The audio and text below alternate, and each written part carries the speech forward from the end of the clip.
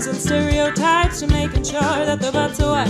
Boy, girl, mom and dad want grown-up time, you're going mad. It's a trip, but we'll guide you through with tips and tricks for boys and girls too. We look good. Welcome back to Boy, Girl, Mom, and Dad. I'm Lauren.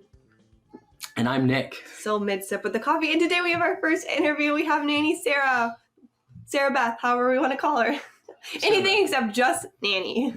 I watched the Nanny Diaries yesterday just to prep for this. Oh my god, that's amazing. And I forgot Yeah, how I'm it's... just surprised that she's prepped.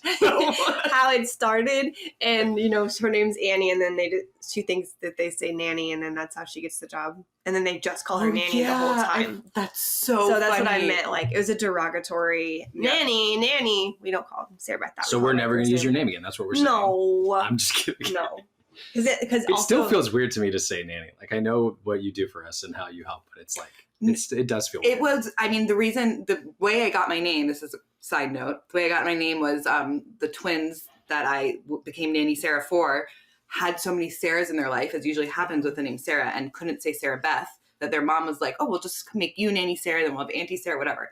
So then Nanny Sarah was born. Because I was the same as you. I was like, I knew I was a nanny, but I never was like a Nanny Sarah, Nanny Sarah Beth, Nanny SB, none of that. But then when it comes to the kids, it's, yeah, and we don't say hi, Nanny Sarah. Definitely not like that. I know, but I'm just saying, like, in the movie, it's very a derogatory thing, or it's actually a book. So a book first. I've actually never read it. That's true. That is one of the themes. That because the nanny is like the help and not as important as it, which obviously. But they don't use names for anyone. Yeah. What'd you say? I said that's obviously that is a right. No. Here, yeah. But they don't use name for anyone. So, like, in the story, they call the parents Mrs. X and Mr. X, and then even they give another name to, or he wants to be called a different name. His name's Grayer, but he wants to be called Grover, and so it's their special. Oh, that's thing. right. That's right. Anyway, but today we're talking about all things nanny. It's called The Nanny Diaries. Hence why we're going to be acting out the entire movie. Why I watched the movie today. Yes. Sometimes you're tired of my humor. This is one of those times. No, I'm just trying to. That's why you brought me in. Yeah. Trailblaze forward. Yes, let's go. Okay, but first, before we get into our episode, just a little bit of a housekeeping detail update. I like to go back and think back on previous episodes. And actually, this week I went to an event and I met another mom there. It wasn't a mom event, but I was speaking to another mom. She said, "Oh, have you met any great mom friends yet?" And I said, "Well, yeah. It's just, I've met them. It's just hard to get to the friend part." And then also, coincidentally enough, well, the whole reason I'm bringing it up is because, Sarah Beth, you said, if you don't meet them now, you'll meet them in preschool. And the whole reason I'm bringing this up is because also this week I saw a study, and it's not a new study, but it was done by the University of Kansas. And it says that it takes 40 to 60 hours to form a casual friendship, 80 to 100 to being a friend, and more than 200 to become a close friend. So a light bulb just went off in my head, unless you're Nick, I guess. Unless you're Nick. Well, this went off in my head because we make these acquaintances and stuff, and then it's hard to get to hanging out, or at least 40 hours of hanging out. And maybe that, I don't know if that has to be one-on-one time or just in a group, but I feel like I became an adult and it was all of a sudden really hard to make friends, and I didn't understand why. And I'm not an extrovert like Nick, so it doesn't come as easily as I suppose, or I don't feel like it comes, like that connection is there. I feel like not that you're a surface level person, but you're just immediately connected. No, he has a superpower for it. Yeah. I'm just saying, it's not like you go out of your... Okay, I'm just messing with you. I'm digging myself. We're not at the tip yet. Okay. Yes, I understand what you're saying. But anyway, my whole point is that when you're growing up and you're in school, you make all of these friends, and whether you still have them or not is a question. But there's actually a girl on TikTok who talks about the kinds of friends you have. And one of them, I forget what she calls it, but it's just your OG bestie, I believe, to where it's someone you've known for such a long time you can just pick up with. It's already there, but you can't make old friends. It's just like the Ben Rector song. You can't make old friends. And so, no new friends, yeah. And it makes so much sense because I didn't understand that coming out of school, because even college, you're around each other. And it's just so much easier to make friends because it's forced proximity. And I guess that's kind of like what preschool is that you're around everybody again in a kind of a forced manner. Yeah, and add in the consistently. complexity of like work schedules and personal schedules and kids and like it's just harder. And to added something in common. Yes. Yeah. When you share something, I think that makes it easier too. Yeah. Well, also like it's interesting. We think of having kids that are similar ages as the thing in common, but it's kind of like it's a data point, but it's Right. not. It's not enough for you to build connections over. But when you have know? the same teacher and you can talk about the teacher, you can talk about the food More they're giving layers at school, of that things. stuff. Yeah. Well, and it makes me think of the episode that we did, Do Mom Friends Exist in Real Life, which is when you told me about the preschool thing, but there's the Venn diagram we referenced of like, okay, people you would hang out with regardless, then people who have kids your same age, and then people in the same location as you, and then the other one, people who your partner gets along with their partner, and just like the middle the unicorn crossover is a unicorn. It's a unicorn. So I feel like I just thought of this. I feel like we've met a lot of people that I would want us to be friends with, and we haven't been able to really focus on hanging with them and talking to them, because I don't mean to make it sound like the kids are in the way, but like the kids are playing. We have to give them our attention, which we're happy to do. But, it's not like we have the family stuff in common. It's more like we have a few things in common, and it's tough to explore them because we have so many other things going on in our lives. Yep. Okay, now that we've kind of already done a tiff, I guess we're going to get to the real tiff. And okay, so there's two types of people. Type person one, whenever they're done with a product, whether it be, box of crackers in the pantry or a product like shower gel in the bath, they throw it away. Yeah, that's me. Then the other person, it's not. You don't know. I know. I'm type one. We had technical Continue. difficulties, and so you already know what I'm going to say here because I'm repeating prepared. it. Is this what being prepared feels like? I like this. And then the type two is the person who just leaves the empty in the shower, in the pantry, and will eventually throw it away. And, maybe. Thank you for putting quotes around empty, because that's where the argument is. Appreciate that. Thank you for proving our take point. the mic, Sarah Beth? It's definitely not the healthiest thing. I just hold on to things. I can't let them go. If I think I get one teeny tiny little scrape, it is going to sit in my shower. Yeah. And the smart thing to do would be to buy a backup and somehow consolidate. But I can't. I definitely wait until the bittersweet end and then get stuck using like shampoo as body wash. Yeah. It's happened. Yeah, I will like put water in the container, shake it up. Oh, guys, that dilutes it, and sometimes water is No, what it does is get the rest off the side. water is technically. I'm not saying I do it like all the time. It's like I do that like once, and then it's like, okay, that's right. empty. You should only do it once. Water is technically a chemical, and so it can mess with the properties of the product. If we're That's talking about interesting. skincare, yeah. Never thought about But what if it's that. just like guys' shampoo? You have really nice shampoo. You want to talk about it? I don't. Yeah, it's Briogeo.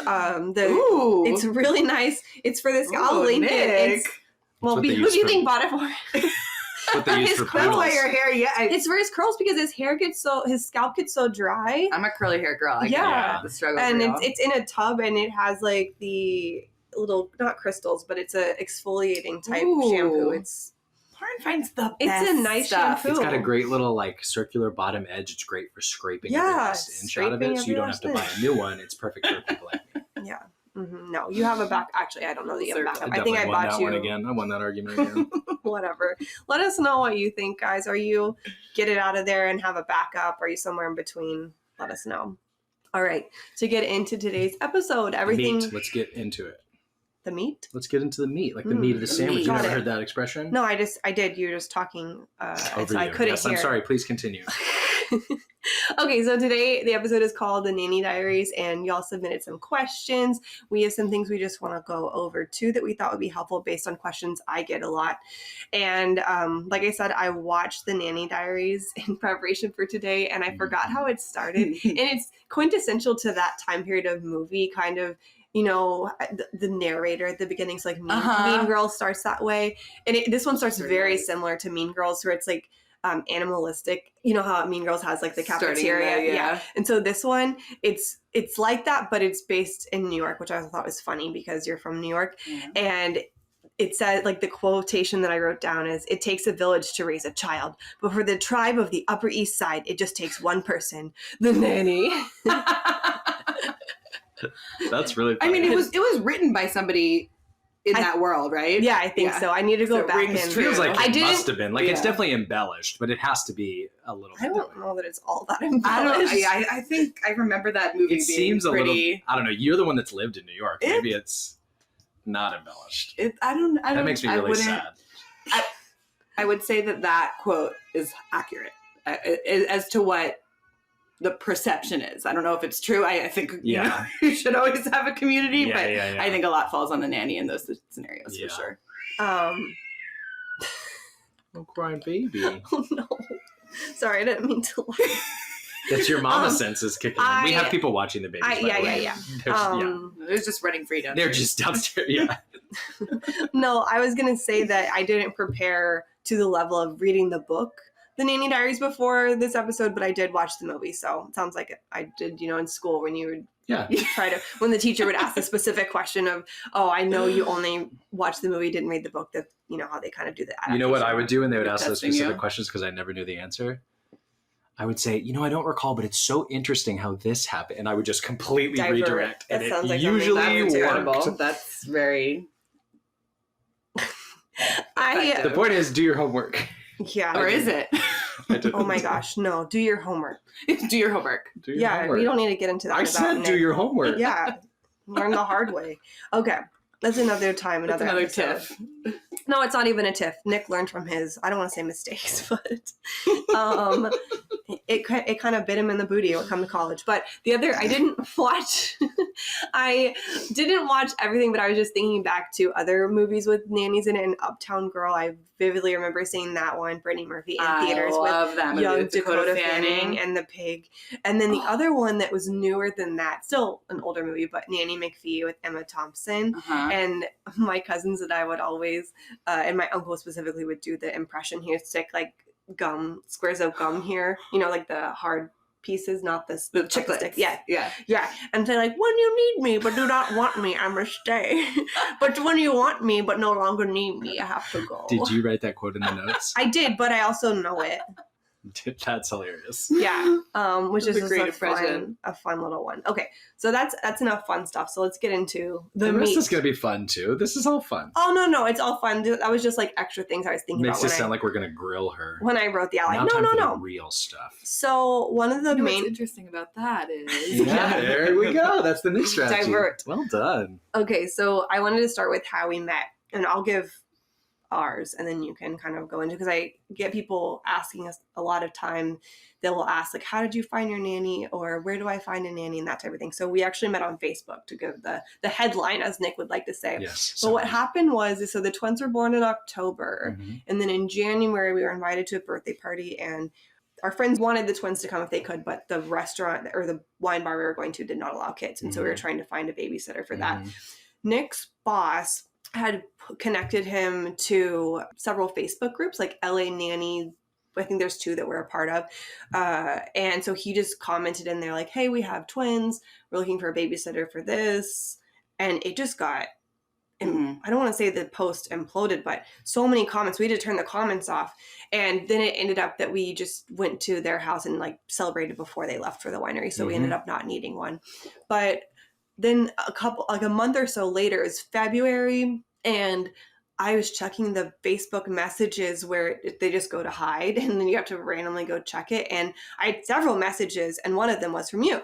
And you live in the same area as us, and you have twin experience. And so I was like, Nick, we should interview her, because then we were kind of thinking about nannies, and I don't know that I ever thought about having one, but then with twins, it just kind of, everything changed. Not that you can't have a nanny with one child, but it just mentally, the shift changed for me. And it was also during the thick of probably the hardest time for us, which was around 3 to 4 months, just because that's a very brain explosion time of so many things are happening, but also in our own life, it was a little bit of an explosion too. The nursery that we're in had to be completely renovated because of the mold. That was the timing? Yeah. And so they were sleeping in our That was bedroom. the first 3 or 4 months of their lives was that construction. 3 months maybe? I knew it happened like pretty early. I just didn't realize how. Wow. Yeah. And it coincided with Nick going back from paternity leave. So then it was just me with the twins in and the our animals. bedroom, shut in the lot. bedroom all day long. So then I was like, I don't know if I can do this mentally. And so then that's kind of like lined up with whenever we found you. And do you have a different recollection? So my brief background is I started with another set of twins, as you guys know, girl twins, when they were around 21, 22 months out here. Because I lived here, worked in a different industry, moved back to New York, and then moved back here. And was looking for a family, went on one of these Facebook groups, and I had left a nanny job in New York with twin girls. So I saw twin girls on this Facebook group, and I was like, sign me up, like, get me in there. Grew with them, obviously, and then COVID happened, whatever. But then it was time for school, and they didn't need me as much. And I mean, honestly, I was like approached by some agencies, like there was other scenarios, but there was no world where I went to work for an agency and was able to keep working for those girls. And I didn't want to leave their lives. So I went back on that same Facebook group and was like, let me see what I can find. And like the first thing I look for, I mean, this is going to sound so superficial and gross, but I like look for cute kids, right? It's like, I forgot what picture. It was just like a cute little like twinny picture, and I saw them and like Olive had her like bright smile, and I was like, oh my God, look at these cutie twins. But did you see the young pictures of Cypress where he looked like a shrimp boat captain? Oh my God, I love 105 years old. So, oh my God, little glow up baby, the most beautiful. He was like Popeye plus 100 years. He just doesn't look anything like he didn't even like 2 months later. Looked like he had been through it. And his nose are the same. God, looked like he had met the Kraken and Poseidon and like he had been through crazy thunderstorms. Steering his ship with a cigar out of his mouth. That's what he looked like to me. Sorry, continue, please. Well, but so that's you like look for cute kids. Because I mean, it's like it's just like and twins and location are always. So you were looking for twins. Not like necessarily. I was looking for a job that fit, and I saw twins, and it pinged. Yeah. I saw the cute little smiles. I pinged, and location. Yeah. For me is a huge one. And you knew you could care for twins. I love twins. So now actually, what's interesting, because I've had so many sets of twins, when it's just me and one child, I'm like, what? I like feel like a limb is missing. I get like a little bored, not bored, but it's just like I'm just used to like the dynamic of twins. I think it's so special. I love being able to see it. So I saw the location, and there was also something Nick had written and that was another thing. You didn't post it, Nick posted it. And I thought that was interesting that Dad was posting it. Yeah. Before I knew you were Papa, not Dad. Yeah, that's right. I don't know if I decided it that. I don't know when we decided. Okay. Yeah. And I'll never forget. You wrote, "The babies can't wait to meet you," and I was like, that's sweet. Like that's like I just liked the energy of the post. And I mean, they told me that. Exactly. I mean, those 4-month-old babies. Yeah. They are smart. I think I sent you a message, and then I was like, you know what? I really like these kids are really cute. They're really close. I want to get in for an interview. Let me also find Mom and send Mom a message. Very smart. Such a Nancy Drew. I mean, it worked because I don't know. Nick probably has a billion of those. Also, enter our conversation from last episode where I have hundreds of unanswered text messages and thousands of emails. Yeah. Who knows if I would have saw it? And that would not have been mean. I'm sorry if I No. I feel I'm not good at that. On a deep level. Shout out to us who don't keep zero inbox. You don't want to see my phone right now. Yeah. But so that's why I figured it increased my chances. And then we got on a call, and I was interviewing with some other people too. And that's a scary thought. It all worked out. Maybe wouldn't have had you in our lives. I don't like that. She told us she was talking to somebody else on the call. I don't remember that. I do. He blocked it. What I remember is that an angel brought her and put her down in front of our doorstep. We had an amazing interview called Mark Zuckerberg. Yes. So like to the process, just so people, if you're like in the trenches, what I meant, the depth and whatever, of looking for a nanny, we set up a call, a FaceTime, interviewed her. We got references. We actually the two of their twin families, talked to them, and then we set up a trial while we were here. Which those were great conversations, by the way. Not only because it was all positive feedback, like they were super happy that we had met you and were asking about you. It was all positive, but also like I feel like there's some people. Yeah. I mean, it was pretty. We only had one conversation, but didn't they invite us to like call them back and keep in touch? We should do that anyway. The New York one specifically. Yeah. For many, I'm sure you would agree with this, so tell me if I'm crazy. For many reasons, do that. Check the references, not only for the safety of your kids, but also it'll help you to get a feel for what kind of a person you're going to bring into your lives. Yes. Right. And don't feel like you're inconveniencing that family that you're calling. Like it's their responsibility if they answer or want to talk to you or whatever, right? That's a different subject. But like, I think I remember one of the families, I apologized like 2 or 3 times because they had kids running She was around in the making background. dinner, And we hadn't been in like toddler stage yet. I had no idea, like, is something crazy happening? Are they okay? Like, is she okay to keep talking to me? And I was like, I'm so sorry if this is a bad time. And she was like, no, I'm fine. Like, I'm talking to you. Everything's cool. Like, don't, I bet that was one with 3, right? I think so. New York. Yeah. So point being, do it. Check the references. It's important. Do your research. And then also, don't be worried about inconveniencing the people you're going to talk to. Because you would hope, especially with a good relationship, like I would love for people in the future to call us about you. I would spend hours talking about how great you are. So that would, it would be great.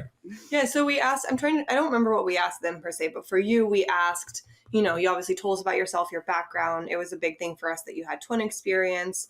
We kind of asked what your method is and how you work with them and things like that. I don't remember any other. We did talk about CPR certified. Mm-hmm. I think we talked about vaccinations. We talked about... I can tell you one of the questions I liked was you asked what I was going to do, like what my thoughts were around developmental activities. Mm-hmm. And I liked that. I was like, these parents know what's going on. Yeah. We were trying to learn. I think at we least. said, because we were like, we don't really do screens. We said no, like naked photos. I don't remember. We You said no sad photos, which I sad also photos, like. yeah. I saw a TikTok recently that said there's a projection that the trauma of our kids' generation is going to be linked to how much of them is on the internet 100%. without their consent. 100%. So like we have some photos obviously of, our kids like on the internet and everything, but they're not the source of our content and they're not like, No. Well, you guys don't post assaulting their them. private life. You don't post them mid-meltdown. But that was because the it criticism. could go Yeah, viral. exactly. No, There's a difference. I also So I like that we're doing that is what I'm saying. don't ever, I use Like to Know It, the affiliate platform, and I don't ever link a photo of just them on that. Because I don't want So you them don't to feel use like them for So monetization. if it's something clothes they're wearing, I will make a collage. If they're with me in a photo, I might post it, but I don't have any of just them on that platform. Well, this is a different subject, but we also talked about like, hey, if we get them into like modeling or acting or whatever else, which isn't like a big goal of ours, but a lot of people, like they're cute kids. Twins, yeah, I'm happy about especially. it. They're cute kids. People like you were recommending that kind of stuff. And we talked about like, okay, if we did that, what would if we got money from it, what would we do with it? And we both agreed like it would be entirely theirs. We wouldn't mess with it, so like if we were to use them for monetization, to your point, it would be for their benefit, not for ours. Yeah, I think that we talked about, I don't know if we talked about like a manager rate, just because I would be the one having to like take them like 10% but that's or something like that. Yeah. But yeah, everything would go in like their account. Yeah. It wouldn't be an income stream for us. It would be an income stream for them that they're able to access when they're able to. And if I take a paid job that involves them, then that also is a, not the whole thing, just because I'm usually in it too, but part of that goes to them too. Point being, we wouldn't use them and then not give them their piece or what they deserve. I also think about that Bo Burnham clip about he says he doesn't think any person under 18 should have access to the internet. Yeah, that's the extreme position. I haven't, but this is an entirely different subject that I'm terrified of getting into. Well, it goes along with like being online. Yeah. I have some strong opinions. I want to know, what are questions, regardless of whether we ask them to you, that you would like to hear in interviews, have heard that we haven't asked you, that you really appreciate, or what are some red flags? I mean, red flag. It's interesting what you're saying probably about more the fun one. recommendations. Yeah. Because I've had those parents call me and say, conversation got a little weird. Like, just be aware. They were, a little intense. Whatever it is they're saying. So, like, the recommendation works. Oh, you're both saying ways. that's so interesting. So the references will somebody come back calls to me your and reference, say, yes. and then your reference is uncomfortable with that conversation and calls you. Oh, Yes. wow. I love that relationship because I would for sure do that. And that it has absolutely, Yeah. and it's like I'll pick up on the red flags on my own. The red flags would just be But like to reinforce your red where it's like this isn't, now we're out of an interview setting. This is just two moms talking, mom to mom. So interesting. And if she thinks if she's getting the impression this is somebody who's like really, really going to be like maybe too controlling, she lets me know, and I appreciate that. Of And course. I've never asked them to do that. It's just it happened naturally. I think That's that also pretty speaks to your relationship that you've built. Yeah, That's true. yeah, I would hope so. Speaks Yeah, to I you. think so. Yeah, Thank there's you. a space of comfort you have with those previous clients that they're comfortable calling you. And Yes. those things. Okay, that's But a good yeah, answer. I think I like to know that they're like aware of like the questions you ask, like developmental, like I like to know that you guys are also interested in that. But then also there's definitely an element of if there's somebody who comes right on the interview and is like, so are you going to be cleaning this? Are you going to be cleaning that? And there's an element of if it seems like there's going to be an over control helicopter setting, that's just not for me. Not to say that some nannies wouldn't be okay with that. I like a more collaborative, like, you know, with trusting relationship, and you can sometimes sense if somebody is gonna have difficulties tossing over a rein. For me, that's not the environment I necessarily and for some it is exactly. Some people really want like every single thing laid out, just go in, you can, you know, well, plug in and plug out. I remember asking a piece of that because at the time That's what I was about to say. well, at the time we were considering, do we want full-time care? Do we want part-time care? Do we want somebody who's able to help us clean and do some of these things on the side so that we can be with our kids more? So it was a discovery question because we'd never been in a nanny relationship before. So I remember asking you like, oh, do you also do these other things? And I appreciated that you were like, oh no, that's not something I prefer. I want to focus on the kids, right? So that said a lot of things to me. A, like you want to focus on them and give your full attention to them. And B, it kind of reinforced like, I don't know if we need that in the first place. It was just a thought, you know? And I mean, you've never seen, we don't have somebody cleaning the place right now. We don't have another person to take care of that. It was just a thought. So the question to you is, does that question at all make you uncomfortable? Or is it if somebody presses after you say, oh, that's not the environment I want, that's the point of uncomfortability? No, I appreciate the question. Because there's expectations that need to be set going into a relationship. And I'm happy to do, and as you guys know, any childcare related cleaning. So if we're in a room and there's a mess made, I'm going to clean it up. If they're eating, I'm going to do the dishes. To kind of clarify, because I don't know if we said specifically what the question was. But the question that we're referencing is we asked about housework and things like that.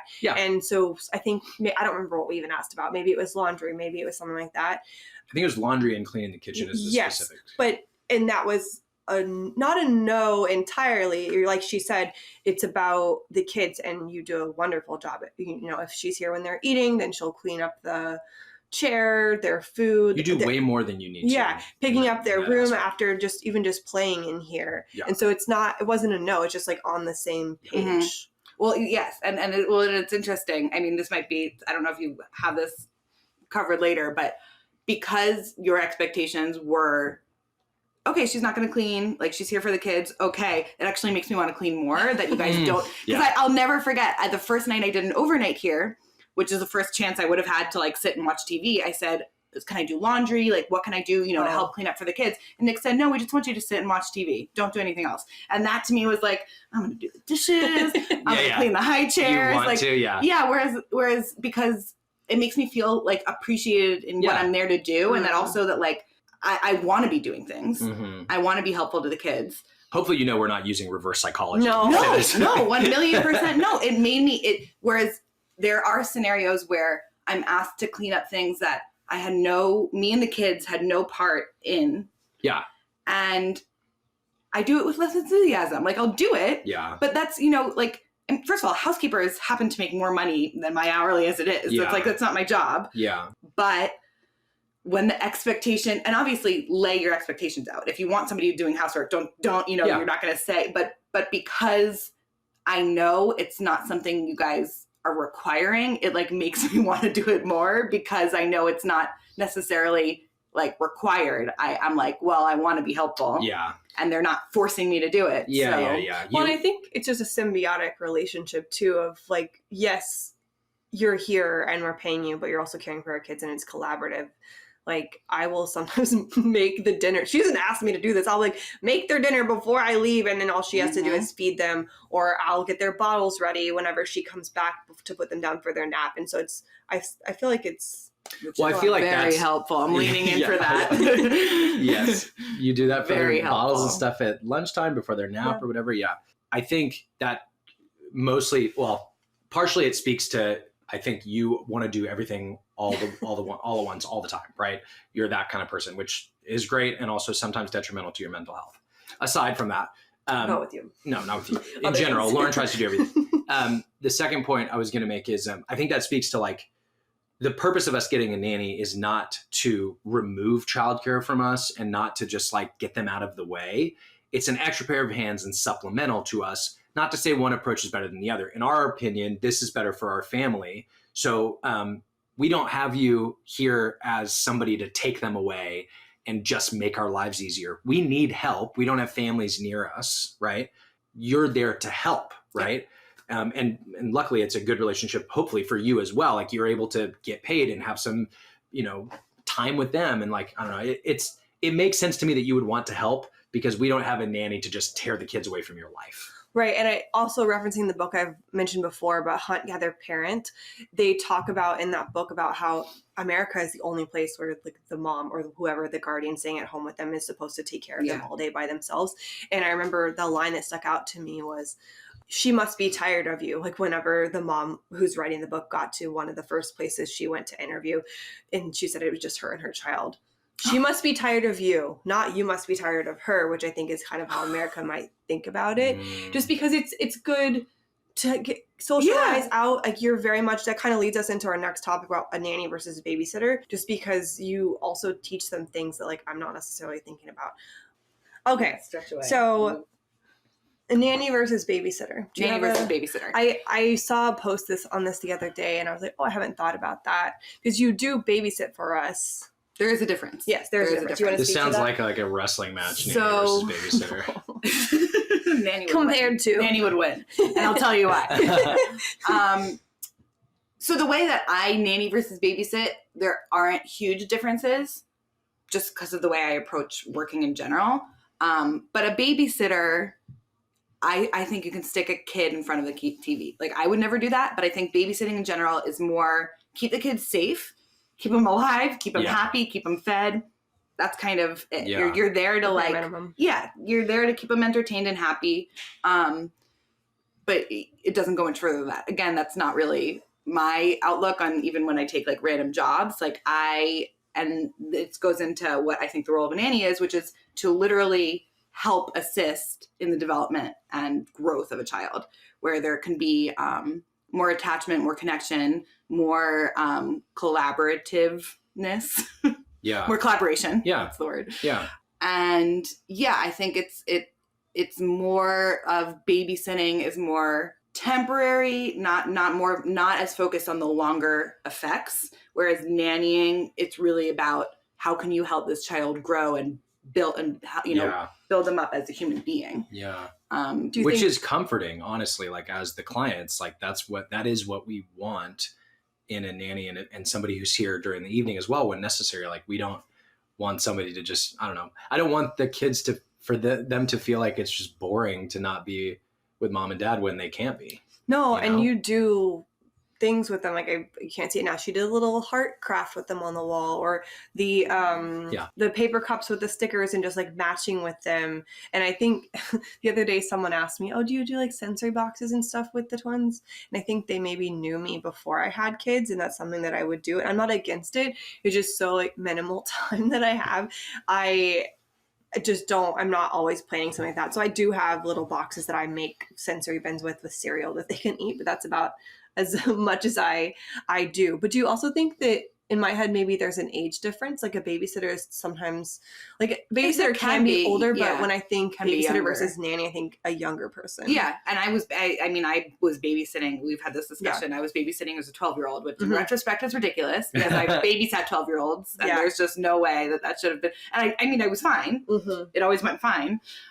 Great even. But yeah, there's less like, I didn't have the education around early childhood development that I have now, and I can bring to nannying in a way that, and also I feel like, to your point, like age wise, that goes into the collaborative piece, which is as a nanny, I feel like you want it to be more of a team effort, whereas a babysitter is really just going to come in and follow the instructions, which definitely skews younger because it's more doable. Like if you don't have to be coming up with your own ideas and game plan and schedule, that's going to be easier for somebody in college who's, looking to make extra money. Yeah. Also, like I like for many reasons that you are able to help teach them things, but like we have adopted a lot of this, like the little songs and little games you play with them. Like we add those into our repertoire of things we do with them, I like that. Yeah, me too.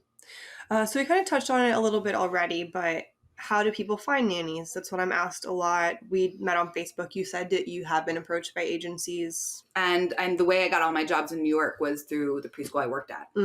So I worked at a Temple preschool, and I also worked as a soccer coach. We've talked about this for 2 to 5 year olds. So it's not really soccer coaching. It is creative play, where they're learning the fundamentals. And I got a lot of jobs that way because you're just meeting people who either need somebody themselves or are like, oh, you know, my kids have friends this age and their mom needs somebody. And so I'd say like even mommy and me's or like gym classes, whatever it is, if you're looking to find somebody, just putting yourself into situations where there are going to be other kids in the similar age group will help find somebody if you don't want to use Facebook or an agency. Yeah, it made me think of, again, the Nanny Diaries, because once the lady asked Scarlett Johansson about being a nanny, it was like all these other women came up to her, and so it's definitely a word of mouth situation. And we see, like, we're a part of it's called Parents of Multiples West LA, and it's just like a twin group or for multiples. There's triplets in there too. And people will post on that platform about like, hey, we no longer need our nanny. Here's this. Or people will ask. And so it's definitely just word of mouth recommendation there. And then you actually talked a little about the other day, like nanny sharing is an option too. Do you have thoughts on that? I love nanny sharing. I love nanny sharing because it makes it easier. I think it makes it more affordable. It does make it more affordable for the parents. And it makes it possible for the nanny to take home a little bit more. And I mean, in a nanny share, in theory, it's the same kids. So like, I like that, like, you know, they get more exposure to like other kids.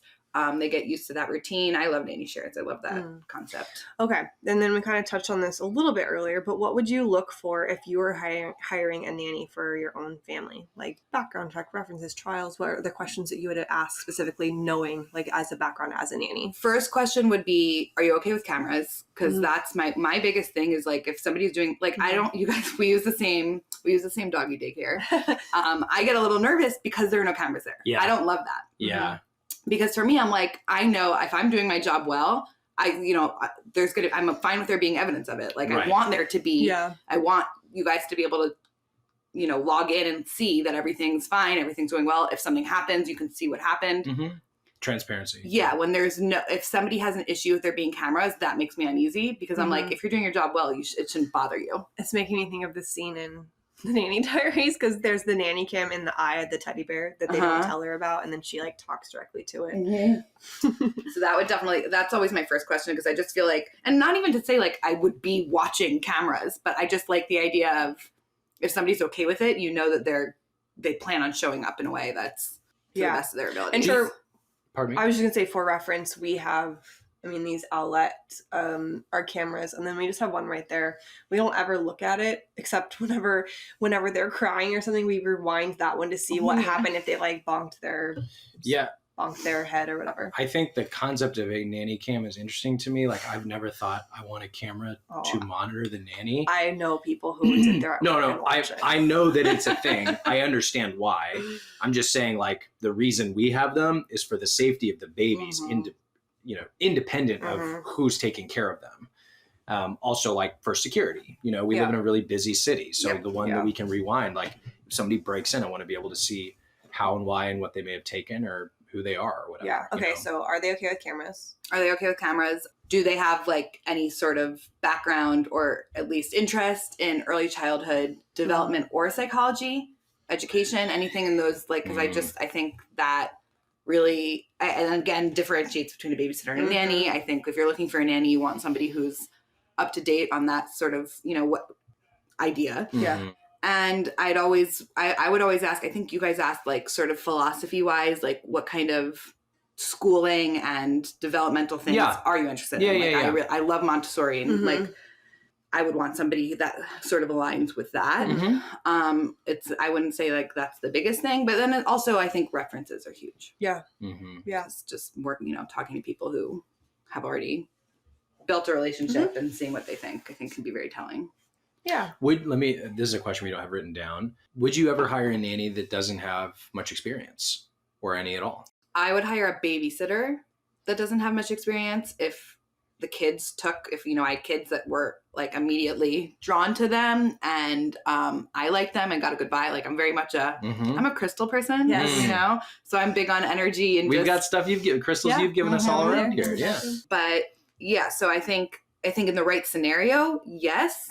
As a nanny, maybe not. Yeah, without like some sort of a track record that you guys have laid down. Right. So, Just because there's going to be situations that arise that even the best, kid in the world just might not be aware of how to handle and be nervous and scared. And you want somebody to feel confident when they're taking care of the most precious things in the world. Yeah.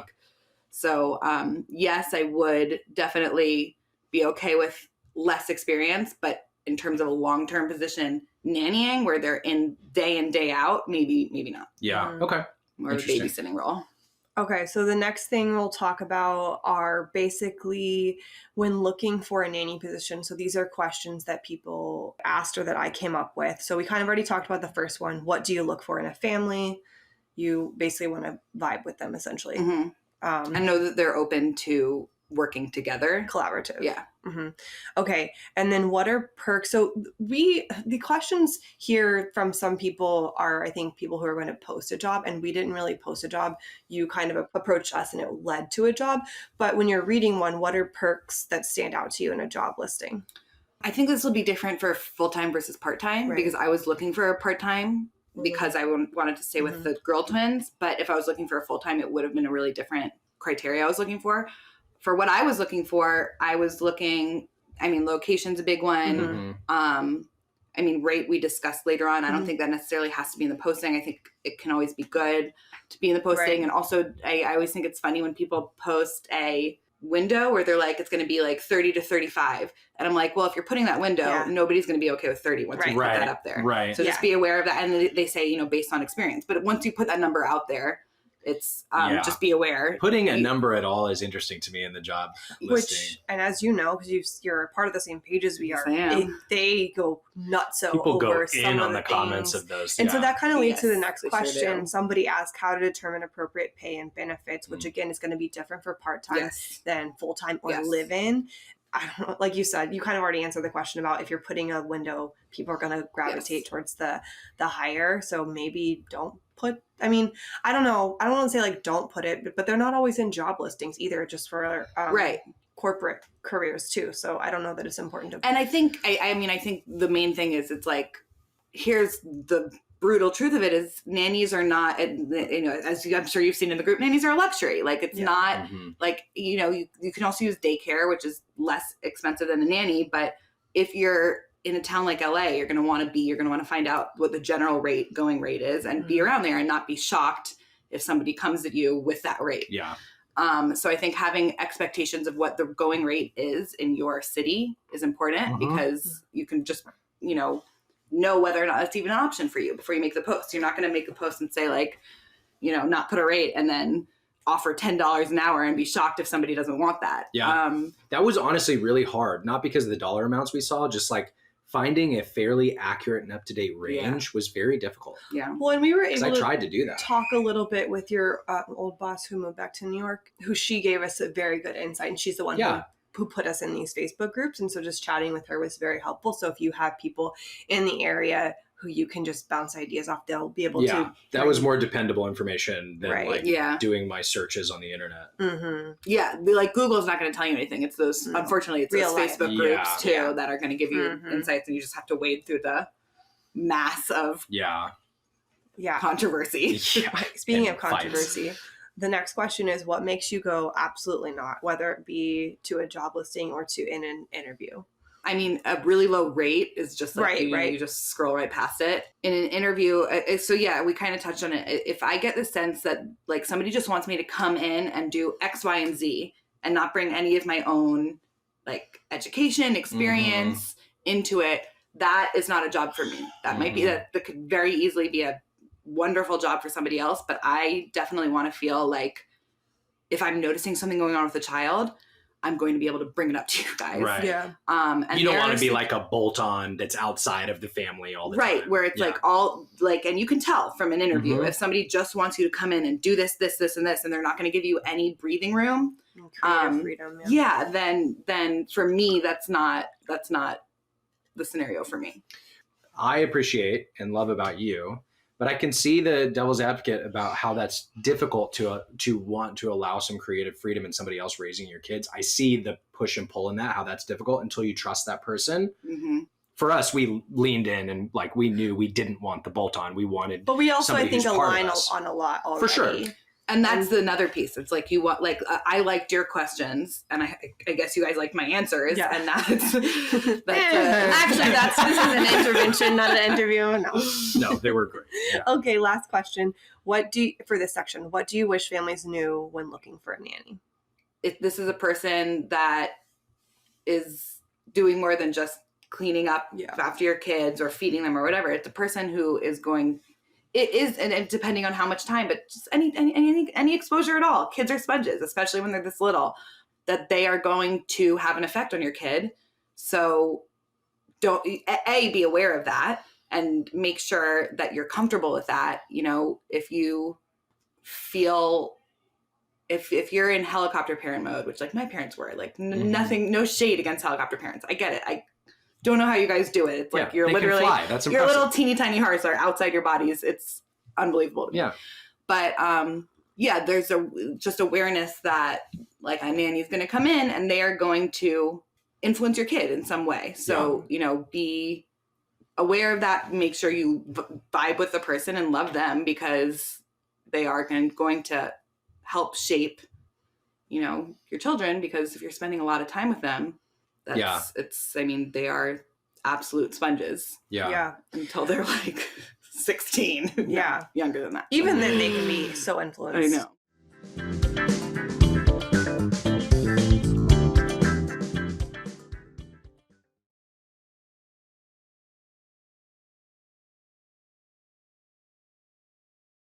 This weekend has been one for technical difficulties, and today is no different. We had a lot of technical difficulties recording our episode, so it's just me right now recording the commercial. But this weekend, we forgot our stroller at home and had a full day planned. You can Luckily- say, I forgot it. You're not here, Nick. You're not here. Luckily, I had the Tush baby in the car, and that was a lifesaver. The Tush baby is a apparatus, if you will, that will strap around your waist. It creates a little seat for your little one, and it just helps your back, and I have scoliosis, helps your back not hurt as much and just equally distribute the weight. So we have a discount code if you want to try it. It is BGMAD for 15% off. Great job. Let us know if you try it. Let us know what you think. We have the faux leather quilted one. It is cute and it works, which is my favorite type of item.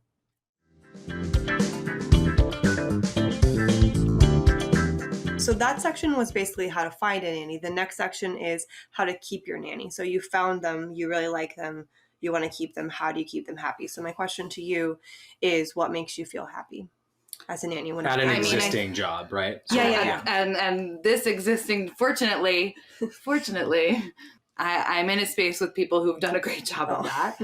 I think we've had discussions around two things. One, the nanny's like a person, and not just the help. So nobody likes feeling like the help. But also, where you guys are really great about towing the line is, yes, I love your kids. Yes, we have a relationship, you know, that's beyond like the help, but also that can be taken advantage of. Yeah. And you guys don't take advantage of that. I will never forget one of the first times I was here, I was talking to you guys, and like Nick was asking me more questions, and you guys know I like talking to you guys. Mhm. You good? Yep, I'm fine. Lauren's going to call me out for crying, so keep going. You're gonna make me cry, so I can't look at it. I want to talk to you guys, and I want to give you information on things that happen. But Nick was asking me questions, and I was totally like in the conversation, and Lauren was like, "It's 12 o'clock. It's time for her to go." Like, and there was something that felt so like comforting to me about that, because I am not great necessarily, because I do want to talk about the kids and I love being with the kids. I'm not great at like necessarily stepping out on my own sometimes and keeping like time boundaries and stuff like that. She was saying that so you could get to your next job. Yes. Yeah, I wasn't saying get out of the house. We know that. I'm saying for the people listening, yes, it wasn't it was helpful. Yes. Get the nanny out of the house. No. That wasn't what it was. No, but it was a respect of my time. Yeah. It was, yes, she is more than just the help, but also she is an employee and we have to respect the time settings that we've given. And that really helps me because I can't even tell you how many scenarios I've been in where I get back, the parents will get back at like 12 or 1 o'clock and I'm there for another hour. And like, I don't even get that many words in where it's like not even like necessarily like a dialogue. It's like, I'm kind of being, and it's like, I'm off the clock. I know I'm not getting paid for this. Yeah. I want to get home at a certain time too. I'm a person too. So that's something I've been trying to be cognizant of. Like when you're here in the evenings, if we come in, because we're talkers, like me too. And like, I like talking. Yeah. I don't know if you've seen, but like I've tried to like the end time is when you leave, not like when we walk in. Which is also, and that's the other thing. It's like you guys, and I understand this is complicated, right? Because we're talking like money now. Yeah. And that's showing somebody respect and appreciation doesn't have to be monetary. Mm-hmm. And you guys absolutely do that as well. But that no one ever doesn't feel appreciated when you throw in a little tip or like anything like that. It means so much to me because A, not everybody does that. Mm-hmm. And B, it's like, I feel like this is an important job. And like, I put my whole heart and soul into it. I think about them all the time. Like, obviously there's times I'm off the clock, but it doesn't mean I'm not thinking about them, not like thinking about things I want to do with them. You can't just turn your heart off. Not with these babies. Yeah. I love the environment you've created where you give me space, where there's can I bring up the park scenario? Sure, I think so. We can just cut. I think so. Yeah. Go ahead. Well, where it was like I really wanted to bring them to a playground. I think, but at the same time, there's two of them, and when they're with mom and dad, sometimes they're running in opposite directions, and that can be always. What? When they're with mom and dad, they run in opposite directions. Always. And so we were like kind of going back and forth. We were like, I want them to go to the park, but like let's talk about it. And we eventually settled on, okay, let's try it and see how it goes. And like, I love that. I love that it wasn't like I'm not fully comfortable with this. Hard no. It was like, let's talk about this. Let's like keep the dialogue open. And we got there. And I think it's like, I love playgrounds for kids because I just think it helps them build their confidence. It helps them interact socially. There's so many things I love about the playground. Would I have been okay if the answer had been no? Absolutely. Because it was a conversation and it wasn't just like no, absolutely not. Yeah. Like this isn't going to work out. Yeah. And that's an environment, I think that was just an example of the environment you've created where I definitely feel like I have a voice, but also you guys, I fully believe in mom and dad intuition. Mm-hmm. So I can say something and feel comfortable that you guys have your own opinion and I'm going to respect it because well, and it's definitely a dialogue with you, but it also a lot of the times like we're not together when you're asking us these questions. And even if we were, I think it's important for us to take a minute, be on the same page, know what's going on, and just be okay with the conversation together. And I love that. I love that you guys are a team too, because that's not always, I'm lucky in that I work with families where that is the case sometimes, but not all the time. And I it makes me feel like I'm part of like a team. And, it's not just like, it doesn't just fall on one person. It's you guys, it's a collaborative effort for all of us and everybody's involved. And I love that. Yeah. That makes me happy. And two things, I know, just a second. Two things that just in that same thought of like what makes you feel happy. Like it's always mind blowing to me when people treat nannies or whoever, or people in general without respect. But also in my head, I'm thinking they're literally taking care of like the most important parts of your life. So why would you not treat them with respect? Not to say a nanny is going to be vindictive to a child ever, but like, why would you treat them poorly? Because it literally could reflect onto your children. Me too. I have the same question. The thing is like, I don't think I've asked if like I'm going out of town, like I'll let you know and you go, it's never been a like, oh, how could you do that without like, like it being a huge dialogue. And I feel the same way where it's like, you want the person who's with your kids to feel good. Yeah, for sure. And I definitely feel that here. I think also like you got your attention to detail and the like very like personal things you've done. Like Hello. She was looking at the camera. They found, yes, I'm looking directly into the camera. Like one of the first gifts you ever got me, and they get me like little gifts, little just thoughtful things all the time, which is like so incredible and makes me feel so appreciated and like loved, and it's amazing. But it's also like the detail you put in. Like she found out I wear the same like flip-flops every day of my life, and they went and got me a pair of these flip-flops in the right size, like little things that like other people just don't think about that really show somebody you feel appreciated. And like it's an amazing feeling when you're part of a family and I would be acting the same regardless because of the love for the kids. To then feel appreciated is amazing because it often doesn't go that way, and it doesn't change how I work. Yeah. So it's like, but I'm with you. I'm like, these are the most incredible little creatures. It seems Don't you want them? obvious. Yeah. To me too, but it's not to a lot of parents. Yeah. I will say that.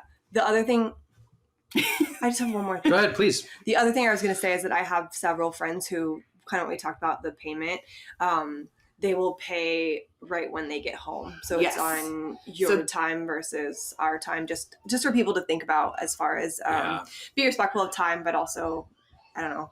And you guys, and we also have a dialogue about that where it's like, if I ever said, I really need the money today, like I got bills to pay, you guys would make it happen. I know you like race, you do whatever you needed to do. But at the same time, I also trust you guys that I don't have to chase you for it, which there are scenarios like that. Yeah. And it's not out of malice. It's like, I know that they're not doing it because other things come up, but like that, in my mind, that should fall on you guys. For sure. To make sure Absolutely. and when I know that you guys are so on top of it, I get to be more relaxed about it and not have to worry about it. And that's a big relief because then I'm not focused on something that really is not the purpose of the job. No, I don't want you to have to focus on that. Yeah. I also don't want it to be like a weird thing. Like it's not like we're paying you for a service. Like, yes, we treat you as part of the family because we do feel like you are, but it's not like, it's not weird that we're paying for your time. And but that's why you guys are so good at towing that line. But also like working for myself, I am still chasing down an invoice from earlier this year. Yeah. That's so we don't want you to have invoice to do that. They cannot pay me. Yeah. But okay. So we talked about what makes you feel happy, what makes you feel appreciated, what makes you want to leave a job. Twofold. One, That should be a story about us. The first, That's what no, you that's told not us? the case. No, monetary is one. When I'm like, if I'm like, I need an extra $1 on my rate, and it becomes a huge power struggle. A little of my background, I worked in a talent agency. Like I understand negotiation, but if it's like, if the response is something that makes me feel like downright unappreciated and also like doesn't seem to like fit the lifestyle where it's like they're like really, really haggling over like $1. Yeah, but they're not struggling. I feel like it always and not struggling. But I feel like that's where it is. It is. Those are the people that make it the most difficult, which is discouraging. As I've mentioned, when I don't feel like I have any voice and like I'm just not being appreciated for, but that doesn't happen I can't think of many jobs where I've like sour tasted over. The one job I can think of is the souring started happening post monetary conversation. Yeah. And then got exacerbated by things like not respecting like my time boundaries, not respecting, having reactions when being asked last minute to come sit and I can't. And like, there's an expectation I'm just available all the time. That kind of things will sour it. But that has happened. Don't worry, they won't listen very to this. infrequently. No, they won't.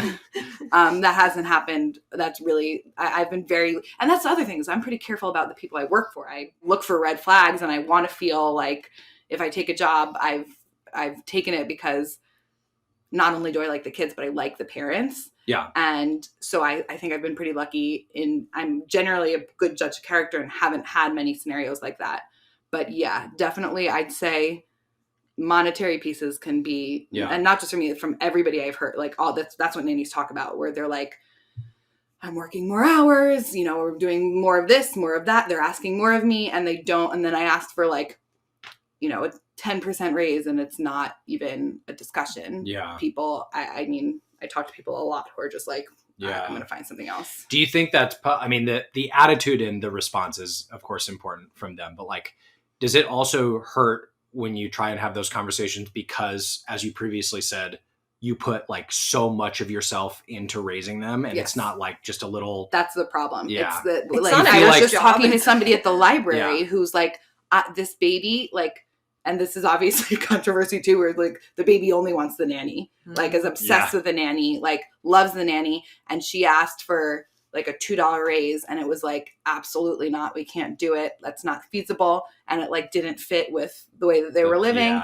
and it also didn't fit with how much of like how much she loved the kid and how much the kid loved her. She was like, you know, shouldn't our relationship like be important to you guys too? Like, don't you want to keep me happy? And like, there's definitely, I will never understand, like, and we're not talking like 50% raises. We're talking like really like incremental. And Cost of living. Like, you know, as things change, like they change for everybody. And we realize that too. We realize if we need more money, you guys are also needing more money, and like that kind of stuff. There's definitely a way to handle the conversation that will affect the relationship. Yeah, that's a good answer. And I think it boils down to respect, because you're seeing what they're doing, and you know, like any job, there are raises and things like that, which kind of goes to the next section in this, how to keep your nanny happy or whatever, like tips and bonuses.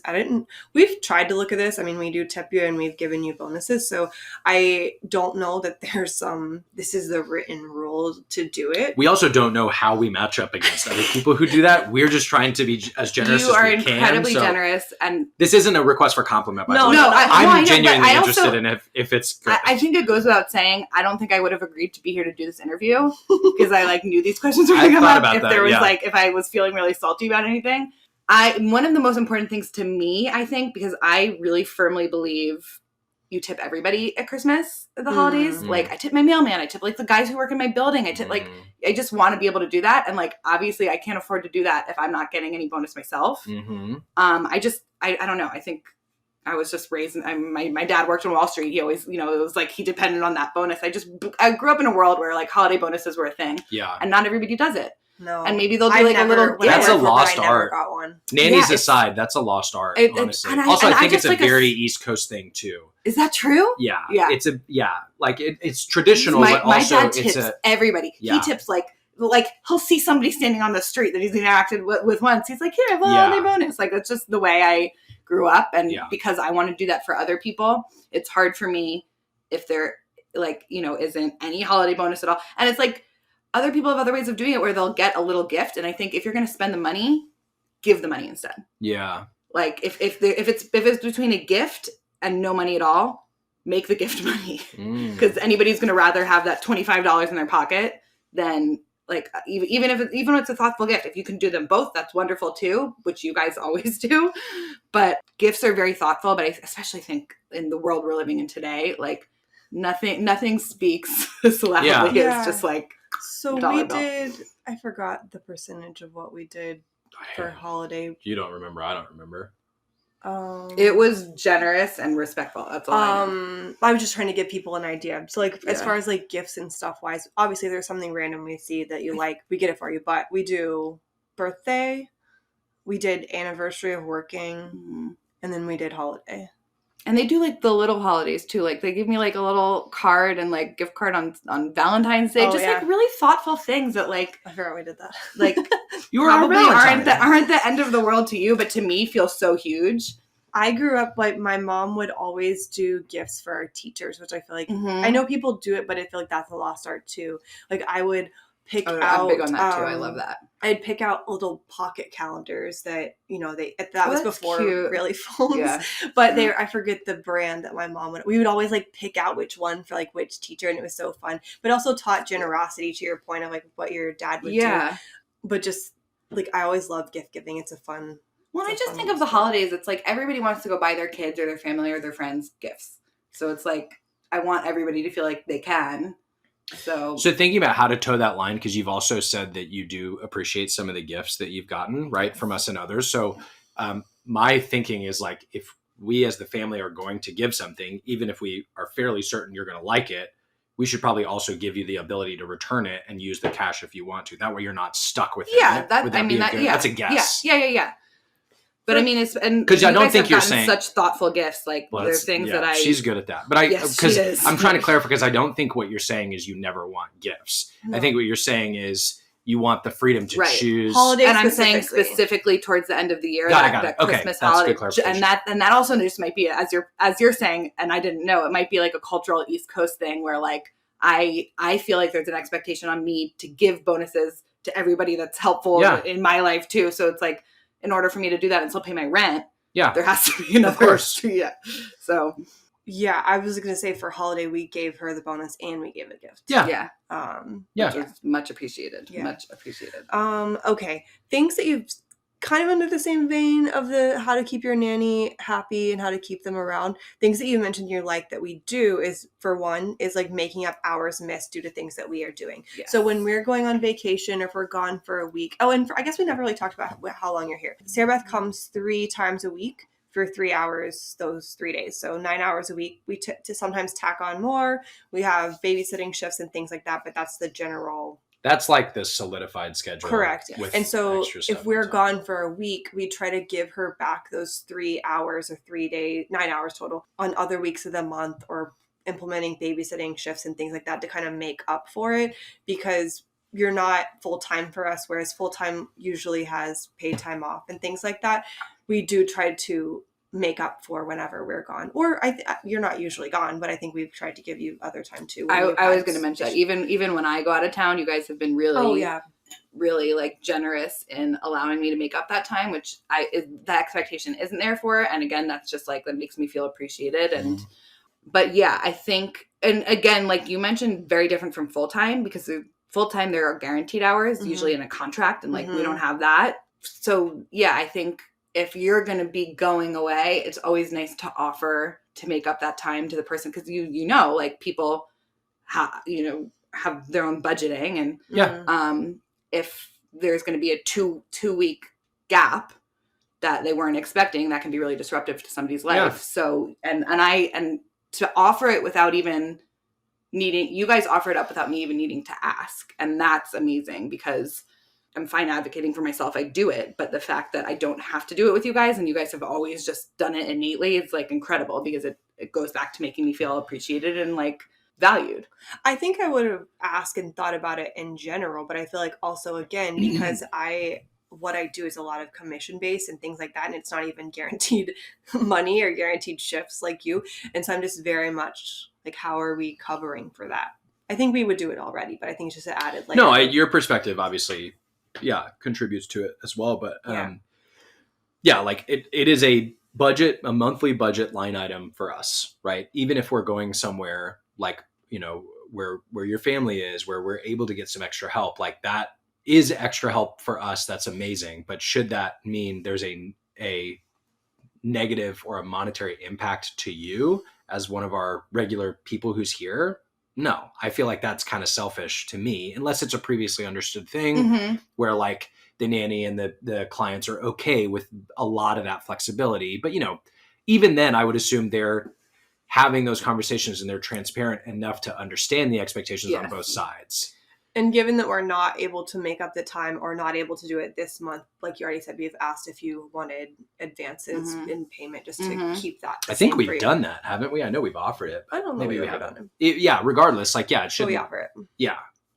What we choose to do should not impact you as one of the regular people. Yes, and it's much appreciated, because a lot of people don't think of that. And it's, again, not coming out of a malicious place. It's just like, they're like, oh, like maybe she'll find other work or whatever. Yeah. And also a heads up.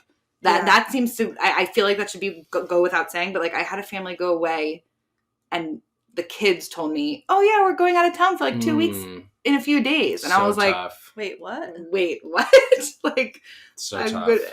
Like it's still on my calendar. Now we're getting so close to it. It's hard to fill that time. Yeah. So yeah, I think open communication in general, just about expectations and about plans is. Yeah. When should they talk to you about time they're going to be away? I mean, I know like it's currently end of July and we've talked to you about through September. Yeah, you guys are really good about that. We were just talking about that a little 2 years too. No, you're amazing about that. Not with children. But the great thing is then I'm able to the people who come to me the earliest, I'm able to prioritize in terms of like if somebody asks me for something 2 months in advance, I'm going to protect that time with my Yeah. life like Yeah. that. You know what I mean? Whereas somebody, if they give me less than a week notice, I will always try and do it if I can. But it's not always doable. And then I feel guilty. And I know we've had this discussion. I feel guilty saying no because I don't like to say no. And I want to be with the kids Yeah. and I want to make money. And it's like all Yeah. the things. I think like, as long as there's like, I think usually like the ideal would probably be like 2 weeks. 1 week is still good. A couple of days happens all the time and is not a problem. But if that's consistently how it's being asked, that's hard. Yeah. If that's the norm. Yeah. The other thing I wrote down that you've mentioned that you like is being treated like a person versus the help, which we kind of already talked about, so we don't have to go into that again. But I it just hate blows the my mind that- expression, the help. Sorry, go ahead. Well, There's a but movie, that's The Help. Yeah, I'm not Animal- saying that I don't hate that you're using it. I just like, I don't like what it, sorry. but I'm I know saying what that you that's mean. I know how what some you mean. people Yeah. treat. Yes. Oh, for That's sure. my whole Yes, point it is is. that, For sure. and it Nannies just and a blows bunch my of other mind that, professions. well, yeah, they're just horrible. I didn't mean to cut you off. I agree. I just don't like, to me, if you're looking for somebody that you would consider under that category, I don't know. I don't want to work for you. Like, Yeah, you know, which we've talked about in this. Yeah. Yeah.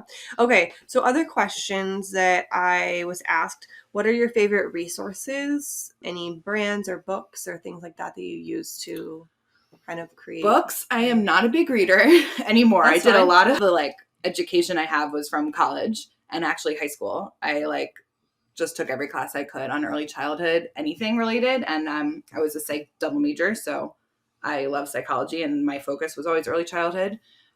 which I love, by the way, when you told us that made me so I happy. love, oh, I mean, I love it too. I just think psychology is fascinating, but especially with kids, like how could it, I mean, It just shows So an interesting. intentionality around what you do that's separate from just like, hey, Yeah. this is a side thing, yes, you know? yes, I liked yeah. that. And it wasn't even going to be my career. I had it totally, but I just like knew that I was always going to be interacting with kids regardless of whether or not it was going to be my profession. And I wanted that background Yeah. education because I think reading is so important. I just don't do it anymore. Yeah. But I love Every. That's like probably Yeah. my favorite fan. And anything Montessori related. I love Montessori toys. Yeah. Yeah. Yeah. A fun fact about And I like Sarah. little tykes too. here's a they I have do some like good little things. tykes. Another thing, a random fact about you is that you used to get paid to come up with names for people. Sure did. That's so cool. As Which a is- 13-year-old. Yeah.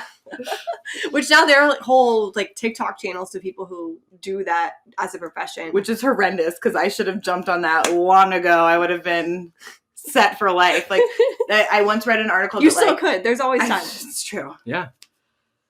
Do our kids' names pass the They sure do. smell And, test? I mean, I don't not take jobs because of kids' names, but I note it. You best believe I note it. I absolutely have never passed Olive on on a the job. Facebook post. She's like, I was like, that's the It's a family. good Let's sign. go. Let's put it that way. If a kid is well named, it doesn't hurt. Okay, this one's a little bit harder of a question, but how do you suggest the family, the parents, whoever, the guardian, address things with you / the nanny when they see issues or resolve problems or things that they would like to go differently? I love that question. I think open communication and coming at it as soon as possible. Like I wouldn't wait and see if the issue resolves itself. I would always say like, bring it up as soon as you notice something. Bring it up I think you're either a person that like knows how to be respectful in these conversations or doesn't. Like that's not something I can really advise on. It's but like go into it with the respectful mentality. Like in most cases, hopefully knowing that the nanny is coming from a good place and wants the same things you want. Assume positive intent. Yeah. And I think if you go into it with that attitude, it's very easy to reach a resolution and to come together and collaborate on, okay, where was I missing the mark? What can I do to make up for it? Or repair it or, whatever it is. But I think open communication is key. And I think being upfront very early on as opposed to waiting and see if it resolves itself. Do you have a preference on texting versus like in like vocal, like in person or over the phone? I mean, I think that's personal. Like, because like to me, it doesn't bother me either way, but I also know there are some scenarios like I have the same question when it's like time for me to bring something up. I'm like, is it better to do it in person or is it better to send over text and give them time to talk about it before they come back to me and like give them space? So it's like, I think that's like really dependent person to person. I think text is never a bad idea because it does give the person time to reflect, but at the same time, text can be read wrong. And like, you know, you Yeah, can't that's hear. kind of what I was asking, yeah. But I think it depends on the scenario. It depends on the person. I think, you know, certain situations require in-person communication, and some of them can be handled on text.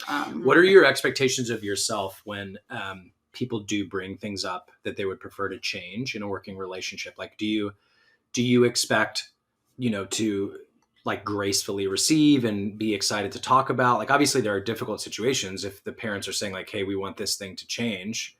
What do you expect of yourself in receiving those requests? Does that question make sense? Like, for example, No, I wouldn't expect you to be defensive if we came to you and asked. No, it makes about sense. something. I'm like smiling because like I don't know how to say this like without it sounding like rude. Mhm. I haven't had many of those scenarios. Yeah. Mm. No, I haven't- they don't sound rude. I haven't, you know what, but I don't want to. You mean- I don't want to you sound mean like you don't wanna pompous. say- yeah. I don't want to sound like Yeah. I do everything. What perfect. you're saying is, Not how at does all. it feel to make a mistake? That's what you're saying. Yeah, You're not okay, sure okay. about that. No. Okay, so like for example, when kids get hurt, that for Yeah. me is like Yeah. horrendous. Like course. my philosophy is like I want to give the kid back to you in better shape than I got him. Yeah, Like, of course. I never want to, but things happen. Yeah. Mhm. And I think we've handled that well, where it's like you guys have realistic expectations. Kids are going to fall. They're learning Yeah. to walk. Things are going to happen. But like if something's coming up, The like photo there's a shoot. photo shoot, like maybe we just don't walk on cement that week. Yeah. And that like that was handled for me in a way that was like really respectful and perfect, because I understood you weren't saying like, you let this happen. No. Like, how could you? Which like, wasn't it wasn't what we thought. No. of course, no, and I knew that. It was just like awareness of these are the circumstances Mhm. that are coming up. Like, let's be more aware than we normally would. But also, like, there wasn't like malicious blame. Like, it wasn't like I felt like, because I'm going to carry that anyway, right? Like, I already Yeah. Yeah.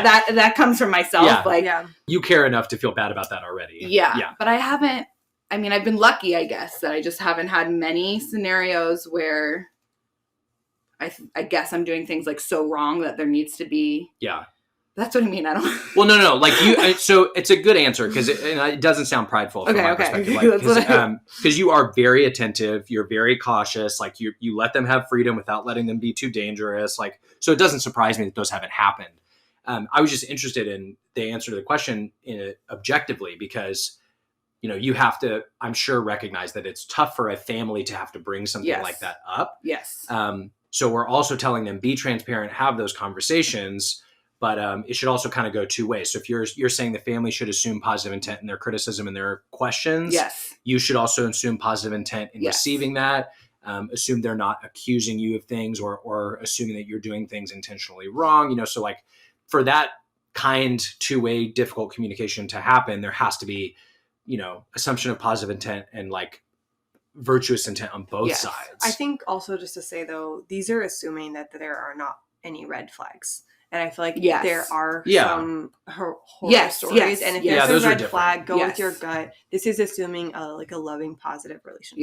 Yeah. Trust the mom intuition. And mom and papa intuition. Yeah. I definitely believe that because there's. Yeah. But I feel like if you have like you're on the same page, there are like it's not a big deal. Like the other day they brought a baby doll outside and I was like, okay, let's just not bring that doll to the park. It's a nicer doll. We're not going to bring that to the park. And it's just like, okay. And that's not really something. I feel like if I've said not no to something and you really think it, you don't push, but you're like, I think this because Yes. versus, you know, it's just, I don't know. It's a little bit different dynamic than working for, I think, a corporate position where you have a boss and like they're the big dog. Not that we're the big dog, but it's a little bit of a different dynamic. But it's also the relationship you guys have fostered. Yes. Whereas like Yes. there are scenarios, and you guys know I'm big on I really like kids building confidence through their own experiences. Mhm. So like if I think they could get hurt, but it's not going to be like dangerous, like I'm gonna let them try it, because like me saying be careful, be careful, be careful, I don't think No. serves a kid Yeah. in their life and you know their development. But obviously I have to mediate that with safety. Safety is the most important thing. Yeah. But yeah, if there was ever a scenario where you know a parent was like, this is making me uncomfortable, like can you be a little bit more hands-on, that's an easy fix for me. And that's a difference in philosophy that I'm okay with. I'm aware I'm not the parent, I'm not in charge, I'm helping guide, but I'm not ultimately like I'm in a role where I know I'm going to defer to you guys regardless of what I think. Mm. Yeah. And again, we're just kind of already on the same page and align with a lot of our things. Like we don't really say be careful, we say other things. So I think as long as there's a constant line of communication, it doesn't really let it get to some big boisterous thing. Okay. Are there any stories you want to share from your nanny experience of what not to do to a nanny or how not to treat a nanny or anything like that? Or maybe the opposite? I mean, I think one of the biggest things was like, and I touched on it before, was like, I literally felt like I was being used as a therapist in one scenario where like they'd get home and like one of the parents would go upstairs and one of them would stay down and just like unload on me. Oh, you didn't really unpack that. Okay. That was That's that. tough. Yeah. Truly unload, like really like deeply, like trauma dumping almost. And it's like, look, but you have your psych degree. Well, exactly. Like, look, I like giving advice. I like, but there has to be like some sort of a boundary where it's like, I'm not getting paid for this. Yeah.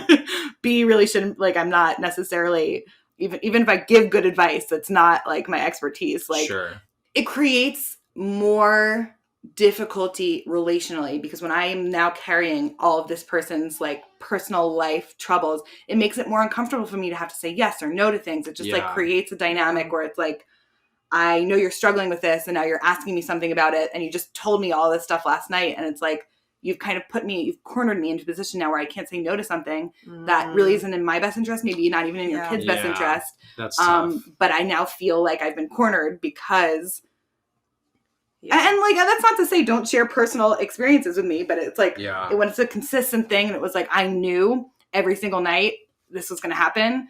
That was, I did not and you're like probably that. dreading those shifts as well. Yes, exactly. And kind of along that, I know we've talked about it before, but as a side note, and you kind of mentioned that you do this, but you apologize for being busy and that you're in like times where we've asked if you could do things and we're like, don't apologize to us. Sorry, are you talking to yourself? No, this isn't about you're not talking about yourself. Interesting. About her specifically. When she isn't able to help us, she gets visibly sad and says, I'm sorry, but I'm like, you don't have anything to apologize for. Like, we're asking which I your appreciate. availability. I know, which I appreciate. I appreciate you guys saying that, because I do feel bad. You know, you feel like, I mean, you understand this. Like, I like people pleasing. It's just like, you don't want to disappoint somebody. Yeah. And as I mentioned, there's the fact that I do generally want to be with the kids, like love the kids and want more time with them anyway. And then I'm also saying no to something financially that could be helpful. Yeah, the way that you guys approach it and don't make me feel like I need to be apologizing is really.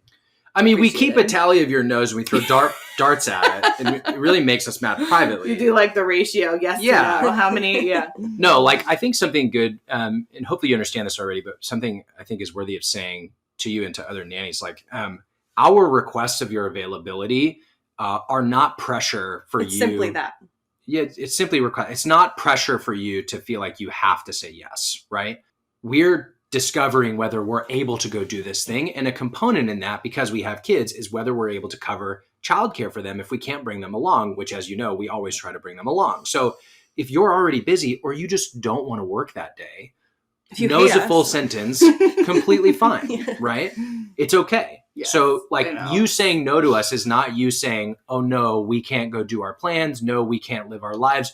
In no way are you limiting our ability to go do that thing, you know? Yeah. Thank you for saying that. I know it's hard. Because I also never want you guys to like miss out on having to do something. Because, right, but that's not your responsibility. I know. You know, it's not like we've chosen to have the kids. What comes with that is our responsibility to schedule things around them. Yeah. And we've accepted that burden. It's not yours to carry. Wait, so I know we're about to have to wrap, but I thought of one more question. Yeah. What is your preferred discussion from parents when their children are sick? So like it's Great difficult whenever question. If they have a runny nose, or maybe we haven't noticed it with them, just because sometimes we're only with them for about an hour or so before you arrive. We've asked in like specific scenarios, like when they had hand, foot, and mouth. That was the whole thing. But what's your preference on families and sickness? I love that question because I think it doesn't get discussed enough. And again, this comes to full-time versus part-time. Yeah. Full-time, if I was just with one family, I'd say there's a little bit more lenience in if the kid is sick, I'm just going to show up. Like I was full-time with family in New York and before the twins, and this child had like 105.5 fever, like terrifying. Oof. But I knew I could handle it. And I knew she was okay. She'd already seen the doctor. The parents like had these plans, and I was like, go for it. Like, I don't want to get sick, obviously, but like if I'm comfortable and I'm not going to be exposed to other kids that I'm going to then be risking passing on to, I'm okay with it. With part-time, it can be a little bit more complicated because I don't want to bring germs from one house. And I was especially protective of it with you guys. Mm-hmm.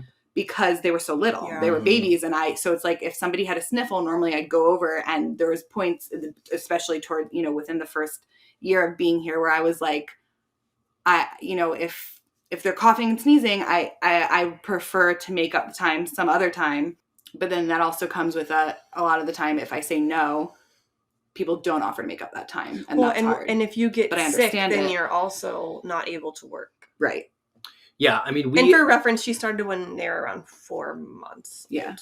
we have always appreciated you being above board about that kind of stuff, and also like direct and willing to talk to us about it, because like in no way is you being sick or wanting to protect the kids ever a fault of yours. Like I would be way more upset if you or any nanny showed up and were sick and didn't say anything about it, or we're just with kids who were super sick and didn't say anything about it and allow us to make that decision. Yes. I assume you would expect the same of childcare you may have in the future. And not right? everybody does that. Sometimes people expect me to come and the kids are sick, and I'm like, I have to go to another job after this. I don't have time to go home and shower and sanitize. But you're in between. Also really good about if you're not feeling 100% and what our comfortability is that with you. Yeah. I just wanted to say that. Yeah. No, you're right. Like you've said when you're sick and it's not possible, that's great. You've also said like, hey, I'm not sure. Here's the information. Mm-hmm. Let's decide together. And I assume your expectation there is that we make the decision yes or no. Yes. Well, and also like this goes back to the Facebook group thing, but I always see like on nanny postings, they're like, I recommend this nanny. She has never ever called out sick. And I'm always like, why is that like the main headline in your post? Like, I'm not going to call out sick if I have a sniffle, but I'm going to let you know. And if you don't want me to come, like, does that count as calling out sick? Like, I always think that's such an interesting CIC on so many of the Facebook posts. That's a good point. Okay, last question for our Ask BGMAD section. I nannied for a child and they had their first steps. The mom asked me to not tell her when things like this happen because it makes her feel bad for not being there and when she's working. What would you do? Do I really not tell her? The floor is yours. That is a situation I have been in. It is complicated. I have nanny friends that will just, without even being asked, don't tell. Oh, really? Don't tell. Without that expectation being set. So like the kid takes his first steps and they're not telling mom. They're saying, oh, maybe I think he's close to getting there first. But like, that's not the way I operate. I'm a full transparency nanny, like in general. And I am always going to keep everybody up to date on exactly what's happening. It is very bittersweet. It can be very bittersweet. If a first happens and the parents aren't there, I'm going to tell them and I'm going to know like, A, this is exciting, but B, this is going to be really hard. And it's like a weird sense of like, I don't necessarily like, I feel excited, but also a little guilty, it's like it's a weird dynamic. And I always, when that happens, sometimes like, man, I should have had a conversation with the parents first about what their expectations are if that happens. Yeah. So, I mean, maybe on your end too, like, what do you guys think as parents if there are firsts happening? I think it's tough because like the expectation that you will never have a first happen around you as a nanny is unrealistic. So I think at some level, it's not fair for us as parents to expect that you will never be there for a first. I think where it gets tough is like if a nanny is encouraging the first to happen and kind of trying to make it happen without the knowledge and equal expectation of the parent, then it gets kind of tough because it kind of feels like you're trying to make that happen without us, which I'm sure is not always intentional, but just like that's where I think could be difficulty objectively. Maybe. I think that's a gray area because I think as we've talked about, like the nanny's job is it's tricky, right? Is to push them. Yeah, of course. And we do want nannies to help develop them. A vindictive manner, maybe if they were, I don't know. Yeah. I don't know. You're very good about if something happens, it's not so much anymore per se, but like you video things if you see something that you think that we'll like. Yes. And we have a shared album where she will put stuff. Would recommend. Just a fun little thing to go look at. But I don't know. I think things that are inevitable, like you want them to be walking and stuff like that, it can make it sad, especially for, I think females, like working moms is a really hard area because you feel a lot of mom guilt and like not being there. But I think, I don't know, it's inevitable, and I like the documentation of it. I feel like it goes back to communication too. Like if you're with them and they're like trying to start doing their first somersault or do their first step or whatever, like if you're saying that, which you're good at, like you're saying to the parents like, oh, it feels like he's trying to do this. Is it cool if we try it or whatever? Like, I mean, you can't always control that. But I'm thinking back to when they were starting to walk.